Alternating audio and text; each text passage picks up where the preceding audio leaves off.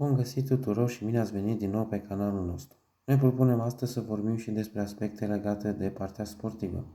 Știați că prima cupă mondială de fotbal internațională s-a realizat în 1930, perioada 13-30 iulie, în Uruguay? La această ediție au participat 13 state, dintre care și România a fost invitată alături de Iugoslavia, state aflate în zona viitorului spațiu sovietic. România a participat cu lotul său condusă de antrenorul Constantin Rădulescu și de marea vedetă Rudolf Wetzer, precum și de Covaci, cei mai importanți și cele mai importante personalități din lotul României. Această participare a României la prima cupă mondială de fotbal din Uruguay a fost sprijinită și de regele Carol al II-lea.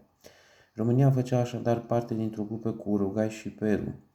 Juca 2 meciuri și nu reușea să treacă de faza grupelor. În primul meci este înfrântă de Uruguay cu scorul de 0-4, iar următorul meci câștigă cu Peru 3-1.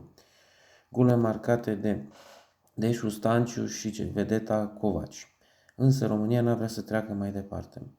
Această cupă mondială de fotbal se încheie în faza finală cu meciul dintre Uruguay și Argentina, câștigat cu scorul de 4-2 de Naționala Uruguayului, care devine astfel în fața pe stadionul Centenariu din Montevideo, avea să devină prima națiune a lumii care devine campioană mondială la fotbal, în fața 93.000 de oameni.